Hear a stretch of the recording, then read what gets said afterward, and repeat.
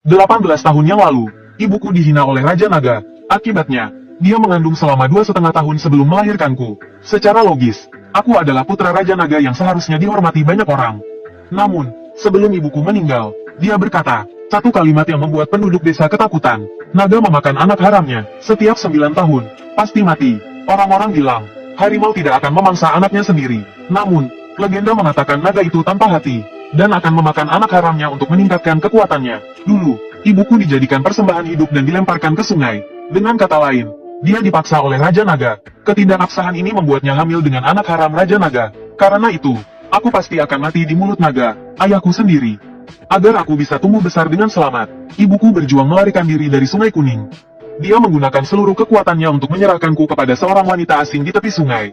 Pada malam hari wanita itu membawaku pulang. Dia menerimaku sebagai muridnya. Dan dia mengumumkan kepada dunia bahwa aku adalah anak naga. Dikatakan, siapa yang mendapatkan anak naga akan mencapai kesuksesan besar dan melesat tinggi. Namun, guruku memiliki satu syarat, harus lahir pada tahun, bulan, dan hari angin.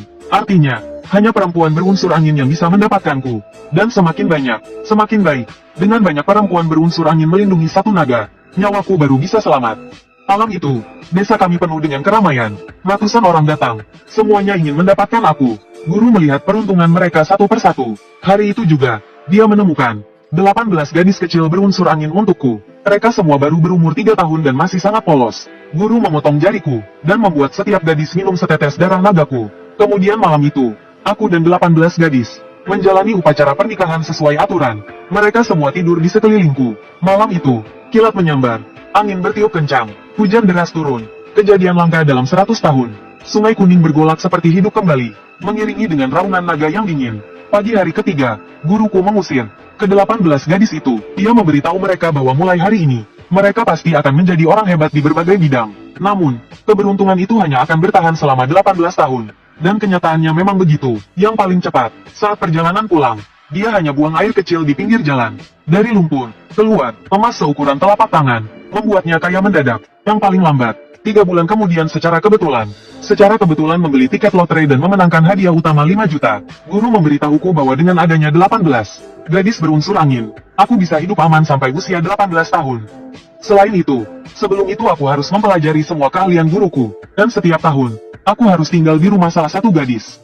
Setelah 1 tahun, aku harus pindah ke rumah gadis berikutnya. Satu gadis hanya bisa melindungiku selama 1 tahun. Jadi, aku harus terus berpindah setiap tahun. Kemudian, saat aku berusia 18 tahun, aku bisa memilih salah satu dari mereka untuk dijadikan istri. Selain itu, guruku memperingatkanku bahwa sebelum saat itu, aku harus berpura-pura buta. Karena aku sama sekali tidak boleh melihat naga. Bahkan jika bertemu Raja Naga, aku tidak boleh mengenalinya. Berpura-pura buta akan menyelamatkanku. Selama 18 tahun, setiap kali aku masuk ke rumah salah satu gadis, mereka hampir selalu menunjukkan sikap tidak suka. Karena ke-18 gadis ini semuanya menjadi kaya mendadak dan terjun ke masyarakat kelas atas. Jadi, dari lubuk hati mereka memandang rendah orang yang dianggap lebih rendah dari mereka. Meskipun sejak kecil aku sering menerima perlakuan dingin, tapi untungnya, aku tidak mengecewakan harapan guruku.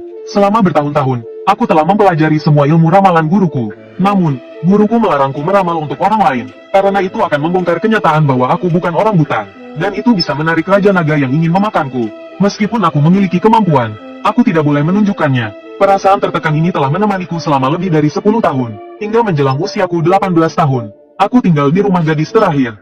Dia adalah Lin Waner. Keluarganya bergerak di bidang properti, dan dia sendiri sudah menjadi seorang selebriti terkenal. Bahkan, dia dengan bangga memiliki pacar seorang anak konglomerat. Setiap hari, dia sengaja memamerkan kemesraan di depanku, karena dia tahu aku buta dan mengira aku tidak bisa melihat. Suatu malam, mereka bahkan sengaja bermesraan di depanku untuk mencari sensasi. Itu sama saja seperti mereka memasang tanduk di kepalaku. Namun, aku tidak bisa menunjukkan bahwa aku bisa melihat dan harus terus berpura-pura buta.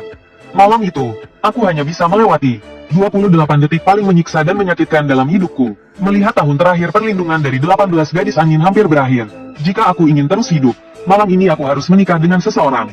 Pada hari tahun baru, guruku dengan terburu-buru membawaku pulang. Lalu, dia menyiapkan lilin dan kamar pengantin untuk upacara pernikahan. Tapi hatiku gelisah dan bahkan putus asa. Selama 18 tahun ini, aku sudah cukup melihat wajah dingin dan hinaan mereka. Mereka sering memanggilku cacat dan buta. Jadi, aku sama sekali tidak mempercayai mereka. Mungkin ada seseorang yang mau menikah denganku. Jika tidak ada yang mau, malam ini aku pasti mati. Guru dengan serius memperingatkanku bahwa dia sekarang akan memanggil semua 18 gadis itu ke sini, dan memintaku memilih salah satu yang kusukai. Tapi, Guru, jika aku memilih mereka, apakah mereka akan bersedia? Guru tersenyum dingin dan berkata, siapa yang tidak mau akan menyesal. Jika mereka benar-benar tidak bersedia, maka, kau bisa mengambil kembali darah naga yang ada di tubuh mereka. Aku tidak mengerti maksudnya, namun, aku sudah tahu, bahwa darah naga yang ada di tubuh mereka terlalu lama, akan merusak tubuh mereka. Bagaimanapun, darah naga sangat kuat dan juga bisa meningkatkan kekuatanku. Tapi, bagaimana cara mengambilnya? Saat itu, Guru tampak ragu sejenak. Akhirnya, dia mengeluarkan sebuah kantong sutra, untuk berjaga-jaga, jika benar-benar tidak ada satupun yang bersedia. Kalau begitu, buka kantong sutra ini, mungkin itu bisa menyelamatkan nyawamu. Tapi jangan meremehkan gurumu. Apa maksudnya meremehkan? Setelah mengatakan itu, Guru keluar. Aku memegang kantong sutra itu sendirian, menunggu dengan cemas hingga malam. Saat itulah aku melihat, 18 mobil mewah mulai berdatangan. Pintu mobil terbuka, dan turun 18 wanita cantik. Di antara mereka, siapa yang akan menjadi istriku? Setelah memilih dengan saksama, akhirnya, aku memusatkan perhatian pada dua gadis. Yang pertama bernama Wang Chengcheng, terlihat agak canggung. Aku ingat saat kecil, dia pernah sengaja membawaku, yang berpura-pura buta, ke tengah jalan, berharap aku akan tertabrak mobil yang lewat. Mungkin karena sekarang dia sudah dewasa, sifatnya banyak berubah dari masa kecilnya. Yang penting, dia memiliki aura yang kuat, mungkin sudah belajar sedikit ilmu Tao. Yang satunya lagi bernama Zong Ting, meskipun dulu dia juga membenciku, dia tidak pernah bertindak terlalu jauh. Selain itu, wajahnya menunjukkan tipe yang membawa keberuntungan bagi suami. Jadi aku ingin memilih salah satu dari mereka sebagai istriku. Ketika semua orang masih menghinaku sebagai orang buta, Wang Chengcheng tiba-tiba mendesah panjang. Apakah kalian semua lupa bahwa karena menikah dengan naga, di usia 18 tahun, kita mendapatkan kehidupan makmur seperti sekarang? Dialah yang mengubah nasib kita. Tanpa dia, kita mungkin masih menderita entah di mana. Mendengar itu, semua orang terdiam, tidak bisa membantah. Namun, segera setelah itu, mereka mulai tak tahu malu. Lalu apa, masalah kecil seperti ini perlu dibahas sampai kapan? Kita semua sudah melindunginya selama 1 tahun, bukan? Tanpa kita, dia sudah mati sejak lama. Ini sudah impas. Lin Waner, yang pernah memasang tanduk di kepalaku, juga menyeringai dingin. Semuanya sudah impas. Uang tidak ada artinya dibandingkan nyawa. Menurutku, justru sekarang dia yang berutang pada kita. Mendengar itu, Wang Chengcheng mendesah berat. Kalau kalian semua tidak mau, biarkan aku menikah dengannya. Aku, Chengcheng, akan membayar utangku padanya hari ini. Wang Chengcheng terdiam selama 3 detik, kemudian perlahan berjalan menuju rumah. Wanita lainnya segera menjadi tenang, dengan ekspresi puas dan sinis. Terutama Lin Waner, yang tertawa paling bahagia. Aku hampir menangis terharu. Rasanya seperti baru saja naik dari neraka ke surga. Wang Chengcheng benar-benar ingin menikah denganku. Saudara 18, apakah kau ada di sana? Wang Chengcheng berdiri di depan pintu dan memanggil dengan suara manis. Aku berpura-pura sebagai orang buta, meraba-raba dan membuka pintu lalu keluar. Untuk meyakinkan semua orang bahwa aku buta, aku dengan sengaja terpeleset di depan pintu dan jatuh tengkurap. Pemandangan ini langsung memicu ejekan dari Lin Waner dan yang lainnya. Kalau buta, lebih baik mati saja. Kenapa kau terus menyusahkan kami? Kau benar-benar sampah. Wang Chengcheng segera berlari dan membantuku berdiri. Suara manisnya dan gerakannya yang lembut seketika membuat hatiku merasa hangat. Namun, saat aku mulai yakin dia akan menjadi istriku, aku melihat ekspresi manis Wang Chengcheng perlahan berubah menjadi raut wajah sinis penuh hinaan. Saudara 18, ayo, sekarang kita menikah dan menjalani upacara pernikahan. Sambil berkata begitu, dia mengeluarkan seekor ayam betina yang ditempeli jimat dari ranselnya. Dia pikir aku benar-benar buta dan tidak bisa melihat. Memaksaku, seorang pria normal, menikah dengan seekor ayam betina dan menjalani malam pengantin. Aku benar-benar tidak menyangka telah salah menilai. Wang Chengcheng ternyata lebih kejam dan jahat dibandingkan masa kecilnya. Jika aku benar-benar menikah dengan hewan ini, jika mengikuti aturan monogami, maka aku tidak mungkin lagi menikah dengan salah satu dari 18 gadis lainnya. Ini jelas adalah rencana yang sudah disiapkan untuk menjebakku. Apakah dalam matanya aku bahkan lebih rendah dari seekor binatang? Rasa penghinaan langsung membuat hatiku marah dan dingin. Gadis-gadis lainnya juga terlihat terkejut. Namun, wajah mereka segera berubah menjadi penuh harapan. Mereka bahkan berharap aku benar-benar menikah dengan seekor ayam betina. Saudara 18, ayo, biarkan aku menjadi matamu. Kau tidak akan jatuh lagi. Ayo, menikahlah denganku. Wajah penuh niat baik Wang Chengcheng bahkan memperlihatkan sedikit kegembiraan atas rencana liciknya yang berhasil. Dengan kedua mataku yang tidak buta, aku melihat semuanya dengan sangat jelas. Aku dibantu masuk ke dalam rumah oleh Wang Chengcheng dengan niat baiknya. Namun, trik kecil ini dalam pandanganku hanyalah permainan anak-anak. Teknik Tao yang menggunakan jimat untuk mengendalikan ayam ini sangat mudah untuk dihancurkan. Wang Chengcheng pikir aku buta dan tidak bisa melihat. Hanya menggunakan teknik Tao sederhana ini pada ayam betina, aku tanpa sengaja mengarahkan jariku ke ayam betina itu. Seberkas energi positif keluar dari jariku dan mengenai kepala ayam. ayam itu langsung mengepakkan sayapnya, berkokok dan bergerak liar. Hal ini membuat Wang Chengcheng terkejut dan menjadi canggung. Dari mana suara ayam ini? Aku tersenyum dingin di dalam hati sambil berpura-pura bertanya dengan nada bingung. Saudara 18, kau salah dengar. Tidak ada suara ayam. Wang Chengcheng buru-buru menutupi ayam itu. Namun, energi yang tadi aku keluarkan membuat ayam itu kesakitan. Ayam itu mengepakkan sayap dan melepaskan diri dari cengkramannya, berkokok dan lari menjauh. Wang Chengcheng terlihat sangat marah. Wajahnya penuh kebingungan. Ia sepertinya tidak mengerti kenapa ayam yang tadi baik-baik saja tiba-tiba menjadi liar. Aku tidak bertanya lebih lanjut, tetapi segera menggenggam pergelangan tangannya sambil berkata, "Mari kita masuk dan menjalani upacara pernikahan." Melihat ekspresinya yang panik, aku teringat bagaimana dia biasa menggertakku saat kecil. Hati kecilku merasa puas. Aku bersikeras menariknya masuk. Long Xiba, lepaskan aku. Siapa yang mau menikah denganmu? Seorang pria buta? Perubahan mendadak ini membuat Lin Waner, Tiu Wenwen, dan yang lainnya terkejut. Aku berpura-pura sangat kaget. Wang Chengcheng, bukankah tadi kau bilang ingin menikah denganku? Dia menatapku dengan penuh ejekan sambil berkata, "Kata ingin makan daging angsa ya? Ingin aku menikah denganmu? Berlutut dulu dan mohon padaku." Kata berlutut itu seperti sebuah tamparan keras yang menghantam wajahku. Aku berdiri tegak. Bagaimana bisa aku berlutut? Dia jelas sedang mempermainkanku. Sementara itu, 17 gadis lainnya seperti ratu yang angkuh. "Berlututlah, dasar rendahan. Bukankah kau ingin kami menikah denganmu? Berlutut, maka kami akan menikah denganmu." Saat itu, amarah membakar hatiku. Awalnya, aku berpikir bahwa setelah menikah, dengan statusku sebagai anak naga, aku bisa membawa kemakmuran bagi keluarganya. Namun, dengan kata-katanya ini, dia secara langsung menolak kekayaan tanpa batas di masa depan. Wang Chengcheng, jangan lupa, tanpa darah nagaku, kalian tidak akan seperti sekarang. Jika aku mati, kalian semua akan kehilangan segalanya, menjadi miskin dan hancur. Karena semuanya sudah terbuka, aku tidak perlu lagi bersikap sopan. Mendengar itu, ekspresi ejekan di wajah Wang Chengcheng sempat berubah. Jelas dia, yang belajar ilmu tahu, juga tahu hubungan sebab akibat ini. Namun, tidak lama kemudian, dia kembali tersenyum dingin. "Hukum sebab akibat, kau benar. Tanpa darah nagamu, kami tidak akan sampai sejauh ini. Jadi, jika aku mengembalikan darah nagamu, hubungan sebab akibat ini akan selesai, kan?" Setelah berkata begitu, Wang Chengcheng dengan percaya diri, mengambil sebuah kantong dari tasnya. Dia melemparkan kantong itu langsung ke tubuhku. Aku tanpa sadar melihat ke bawah, dan melihat di dalam kantong itu terdapat pembalut berdarah. Aku seperti disambar petir, hampir tidak percaya dengan mataku sendiri. Dulu, aku memberikan mereka darah naga yang berharga untuk keberuntungan, bukan darah menstruasi mereka. Rasa penghinaan yang tak terhingga membuatku hampir meledak. "Ini milikku, kembalikan padamu." Apa hebatnya darah naga ini?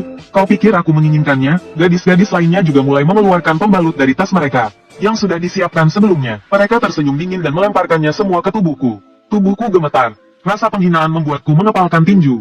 Air mataku tak terbendung. Keluar penuh rasa rendah diri. Aku hanya bisa menahan diri, memaksakan diri melihat wajah jijik mereka.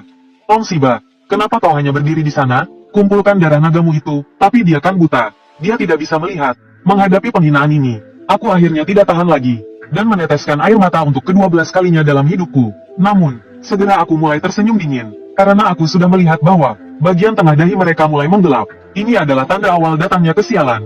Tampaknya malam ini bukan hanya aku yang tidak akan selamat. Mereka juga akan menghadapi akhir hidup mereka. Aku menunduk, melihat kantong sutra yang diberikan guruku. Guruku berkata mungkin itu bisa menyelamatkan nyawaku. Apa sebenarnya yang ada di dalamnya? Saat aku masih ragu, guruku kembali. Dia menatapku dan berkata, "Buka kantong sutra itu." Aku tanpa sadar mengangguk dan membukanya. Di satu sisi terdapat informasi 8 karakter kelahiranku, dan di sisi lain, terdapat 8 karakter kelahiran seorang wanita berunsur angin. Aku sedikit terkejut, karena jika aku tidak salah lihat dan ingat, 8 karakter kelahiran ini sepertinya milik guruku. Saat itu aku menyadari, tidak heran guruku tadi berkata, "Jangan meremehkanku." Wang Chengcheng adalah seorang praktisi Tao. Sekilas aku langsung menyadari bahwa yang kupegang adalah surat pernikahan, karena Master Jiang sudah memberikan Long Xiba seorang gadis angin ke-19. Tentu saja itu bukan urusan kami lagi. Itu juga bukan masalah kami. Tidak mungkin, ada orang yang benar-benar mau menikah dengan seorang pria buta. Wanita-wanita lainnya terlihat sangat terkejut. Beberapa dari mereka mencibir, ada yang tertawa dingin, dan ada yang tidak senang. Wang Chengcheng berjalan mendekat dengan ekspresi puas dan berbisik di telingaku. "Aku sudah melihat surat pernikahanmu. Itu dengan gurumu, kan? Aku akan memberitahumu satu rahasia yang kupelajari dari Tao. Gurumu itu bukan manusia. Lo, selamat menikmati pernikahan hantu." Setelah melemparkan kalimat kutukan itu, Wang Chengcheng tidak ingin tinggal lebih lama lagi dan langsung pergi. Dia yakin aku tidak akan bertahan hidup malam ini. Namun, sebelum pergi, dia sengaja melirik ke arah guruku. Aku tanpa sadar melihat ke arah guruku, dan kata-kata bukan manusia terus terngiang di telingaku. Namun, Aku tidak merasa takut atau terkejut sedikit pun, karena aku sudah tahu sejak kecil. Wanita-wanita lainnya mulai mengutuk dan menyatakan keinginan untuk pergi.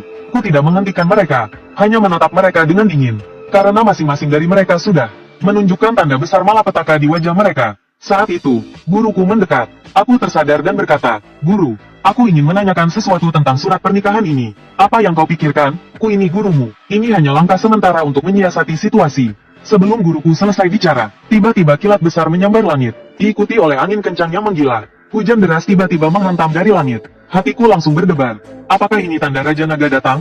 Mata guruku menyipit dengan ekspresi serius. Tampaknya aku sudah menebak dengan benar. Dia langsung menarikku dan berlari masuk ke dalam rumah. Ku tanpa sadar bertanya, apa yang harus kita lakukan?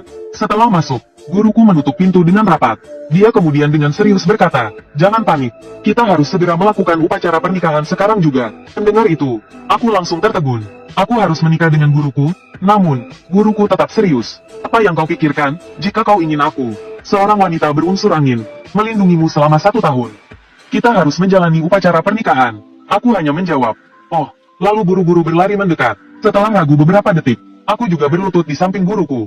Setelah 3 kali bersujud, upacara pernikahan antara aku dan guruku dianggap selesai. Begitu upacara selesai, aku merasa hatiku menjadi lebih tenang. Tampaknya guruku sudah mulai menggunakan energi anginnya untuk melindungiku.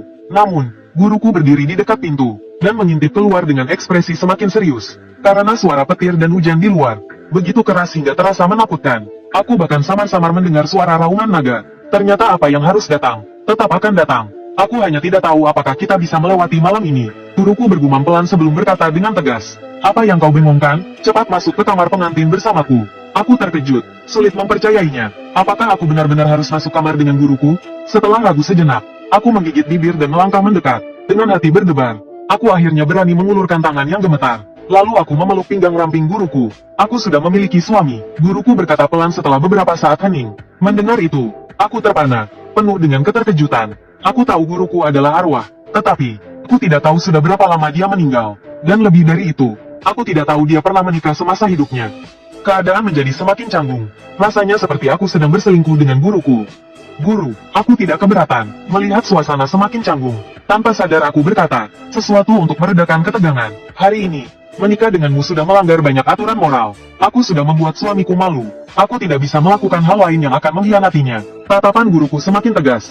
Bahkan dia mundur beberapa langkah untuk menjaga jarak yang pantas dariku. Namun, di luar sana petir terus menyambar, dan suara raungan naga semakin keras dan menakutkan. Itu membuat hatiku berdebar kencang. Syukurlah hari ini aku sudah bisa melindungimu dengan energi angin. Tapi, karena kita belum benar-benar bersatu, sebagai naga dan angin, Raja Naga tetap akan datang malam ini untuk mengambil nyawamu.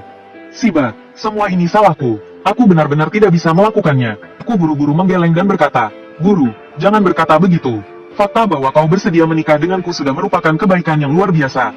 Ini bukan salah guruku, itu adalah kesalahan ayah naga tak berhati itu." Guruku terdiam sejenak, lalu keluar dari kamar. Ketika dia kembali, dia membawa sebuah boneka kertas yang terlihat persis sepertiku.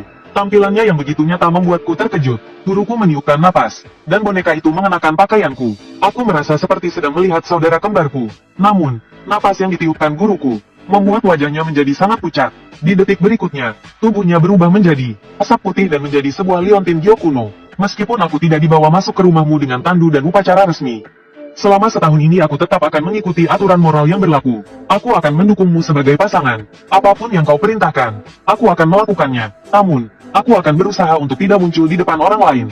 Tetapi, setelah 1 tahun, kau harus menuliskan surat cerai dan menceraikanku.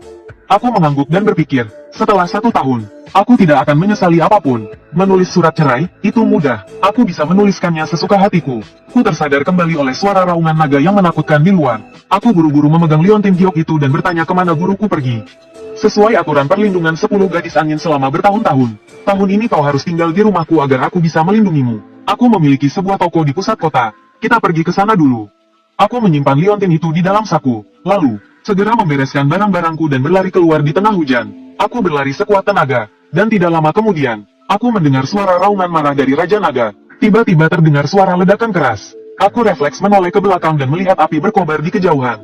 Rumah guruku telah lenyap. Raja Naga benar-benar telah muncul. Gelombang tekanan yang tak terlukiskan langsung menyapu segalanya. Jika aku tidak berlari tadi, aku pasti sudah mati. Kupikir hidupku seperti anjing, melarikan diri selama 18 tahun. bersembunyi di sana-sini, bergantung pada orang lain. Kupikir hari ini akan menjadi akhir dari semua penderitaan. Namun, sekarang aku berusia 19 tahun, dan ternyata aku masih harus terus bersembunyi. Jika aku berhasil bertahan hingga 19 tahun, bagaimana dengan usia 20 tahun, atau 22 tahun? Apakah aku harus menikah dengan seorang wanita berunsur angin setiap tahun? Untuk bisa terus hidup, jika aku hidup hingga usia 60, apakah aku harus menikahi 60 wanita? Jika aku hidup hingga usia 80, apakah aku harus menikahi 80 wanita? Untuk mengakhiri kehidupan bersembunyi ini, aku hanya punya satu pilihan, membunuh Raja Naga. Suara guruku tiba-tiba terdengar. Mendengarnya, mataku langsung menyala penuh semangat. Aku tidak ingin hidup selamanya dalam bayangan dan ancaman Raja Naga. Aku, Long Siba, tidak akan terus bersembunyi, tidak akan lagi bergantung pada orang lain. Hidupku harus dijalani dengan bermartabat. Guru, mulai hari ini, kita akan saling bergantung untuk bertahan hidup. Setelah hening sejenak, suara guruku terdengar lagi. Kita selalu saling bergantung, bukan? Mulai hari ini, di siang hari kau adalah muridku, malam hari, kau adalah suamiku. Kata-kata guruku membuatku terpana. Di siang hari menjadi muridnya, itu mudah dipahami. Tapi, apa maksudnya malam hari menjadi suaminya? Itu terdengar agak menggoda. Apakah dia sekarang tiba-tiba memberi izin bagiku untuk masuk kamar dengannya di malam hari? Tapi tidak di siang hari. Ketika aku tiba di depan toko ramalan guruku, aku segera membereskan tempat itu. Aku membersihkannya dengan cepat, dan ketika aku melihat jam, ternyata sudah pukul 6 atau 7 pagi. Aku memutuskan untuk membawa papan tanda ramalan keluar. Namun, saat aku bersiap untuk tidur, guruku berkata ada pelanggan datang. Aku langsung duduk dengan semangat. Namun, guruku segera menambahkan, yang datang adalah Wang Chengcheng. Aku langsung marah besar, tapi dalam hati aku tersenyum dingin. Tadi malam aku sudah melihat bahwa 18 wanita itu akan mendapat masalah. Jelas bahwa Wang Chengcheng sudah merasakan bahaya. Tampaknya inilah kesempatan balas dendamku. Saat itu, guruku menggerakkan tangannya, dan seperti trik sulap, dia mengeluarkan sebuah topeng kulit manusia. Jangan lupa, semalam kau sudah dianggap mati. Tanpa ragu, aku langsung memakainya. Tidak lama kemudian, Wang Chengcheng yang panik berlari masuk ke dalam toko. Master Li, tolong aku. Melihat betapa paniknya dia, aku merasa sangat puas dalam hati. Guruku duduk di balik tirai, sementara aku melangkah keluar dengan percaya diri. Dengan topeng kulit manusia yang kupakai, wajahku sekarang adalah wajah pria lain. Jadi, tidak ada risiko dia akan mengenaliku. Wang Chengcheng hanya sekilas melihatku dengan ragu. Tapi jelas dia tidak mengenaliku, karena ada tirai yang memisahkan. Dia juga tidak mengenali guruku. Sejak tadi malam, aku merasa seperti ada yang terus mengawasi aku. Katanya, tolong, Master Li, ramalkan apa yang sebenarnya terjadi. Kau telah mengkhianati kepercayaan. Dan sekarang ajalmu sudah dekat. Suaranya berubah, menjadi lebih kasar. Tidak mungkin, bagaimana bisa seperti ini? Wang Chengcheng tampak tidak bisa menerima kenyataan. Matanya bergerak gelisah, seolah-olah akhirnya memikirkan sesuatu. Dia segera berkata, Master Li, begini ceritanya. Orang tuaku tertipu dan membuatku terikat perjodohan yang membingungkan dengan seorang pria buta. Dan kemarin, pria buta itu bahkan memaksaku menikah dengannya sesuai perjodohan itu. Tentu saja aku tidak mau. Perlu diketahui, aku adalah korbannya di sini. Apakah karena hal itu, aku menghadapi bencana besar sekarang? Mendengar kata-katanya, aku langsung marah besar. Benar, suara guruku terdengar semakin dingin. Long Siba, kau benar-benar pembawa sial. Bahkan setelah mati, kau tidak melepaskan aku. Wang Chengcheng langsung memerah, mengutuk dengan marah. Namun, wajahnya segera berubah pucat. Kalau begitu, apa yang harus aku lakukan? Master Li, tolong aku. Kalau kau ingin aku menyelamatkanmu, maka sekarang kau harus tidur dengan muridku. Setelah itu, aku akan menyelamatkanmu. Mendengar itu, Wang Chengcheng langsung terkejut. Tidak hanya dia yang terkejut, bahkan mataku pun hampir melotot. Secara teori, aku sudah menikah dengan guruku. Dia mengikuti aturan sebagai istri. Aku juga harus mengikuti aturan sebagai suami. Tapi kenapa dia malah mengatur keuntungan untukku? Master Li, jangan begini. Aku bahkan tidak mengenalnya. Bagaimana aku bisa tidur dengannya? Wang Chengcheng terlihat panik dan bingung. Kalau tidak mau, ya sudah. Aku tidak memaksamu. Kau bisa pergi sekarang. Dari balik tirai, guruku menggelengkan kepala. Wang Chengcheng secara naluriah melihat ke arahku dengan tatapan penuh keraguan dan kesedihan. Namun, sebelum aku bisa bereaksi, Wang Chengcheng tiba-tiba menangis dan berlari ke arahku. Dia menarik tanganku dan mencoba membawaku ke ruangan dalam. Dia memilih untuk menyerah dan menggunakan cara tidur untuk menyelamatkan dirinya sendiri. Namun, aku tetap diam dan tidak bergerak, membuat Wang Chengcheng kesal. Guru, apa yang kau lakukan ini rasanya tidak benar. Aku berkata dengan suara pelan, benar-benar tidak memahami situasinya. Di zaman kami, memiliki 3 atau 4 istri adalah hal biasa. Sebagai istri utama, aku harus membantu suamiku memilih selir atau istri kedua. Aku hanya melakukan tugas yang seharusnya kulakukan. Pergilah, malam ini kau memang seharusnya masuk kamar pengantin.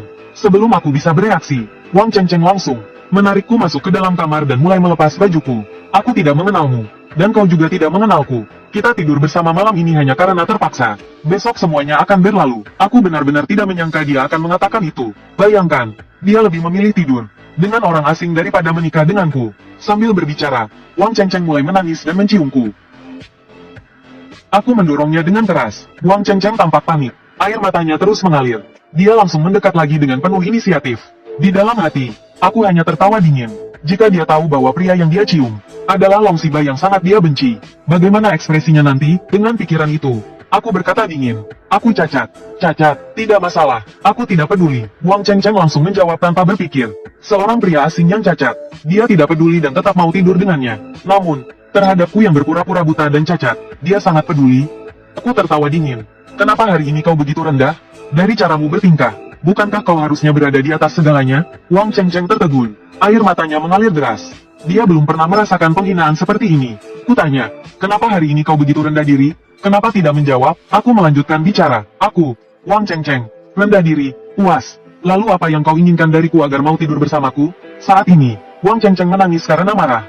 Di balik topeng, mataku menatap tajam ke arahnya dan berkata pelan. Kau harus berlutut dulu saat bicara denganku. Dulu dia menghina dan merendahkanku. Sekarang aku akan membalasnya 10 kali lipat. Wang Chengcheng terkejut. Dengan air mata mengalir, dia langsung berlutut di depanku. Orang yang takut mati memang mudah menurut. Apakah aku pernah menyinggungmu? Kenapa kau memperlakukanku seperti ini? Wang Chengcheng berkata sambil terseduh. Sekarang, lepaskan pakaianmu satu persatu. Setelah berkata itu, aku mengeluarkan ponsel dan mulai merekam. Aku ingin mengambil kembali harga diriku yang dia hancurkan ketika memaksaku menikahi seekor ayam. Wang Chengcheng benar-benar terpana. Air matanya mengalir deras. Dengan rasa hina, dia akhirnya menutup matanya. Perlahan, dia mulai melepaskan pakaiannya satu persatu. Saat dia melepas pakaian terakhirnya, dia menggigit bibirnya. Apakah kau akan mengunggah video ini ke internet? Itu bukan urusanmu. Lanjutkan. Aku menjawab dengan suara tegas. Air matanya seperti butiran mutiara jatuh ke lantai. Aku menatapnya dengan senyum dingin. Melihat wajahnya yang penuh keputusasaan, aku tahu dia telah mencapai batas harga dirinya. Aku mematikan rekaman itu, merasa malas untuk melihatnya lagi, lalu langsung pergi keluar. Wang Chengcheng memeluk kakiku erat-erat. Aku mohon padamu, jangan unggah video itu ke internet. Itu akan menghancurkan hidupku. Itu bukan urusanmu. Apa gunanya video tanpa membagikannya ke internet? Apakah itu akan menjadi abu setelahnya? Aku akan langsung mempostingnya di kolom komentar sekarang.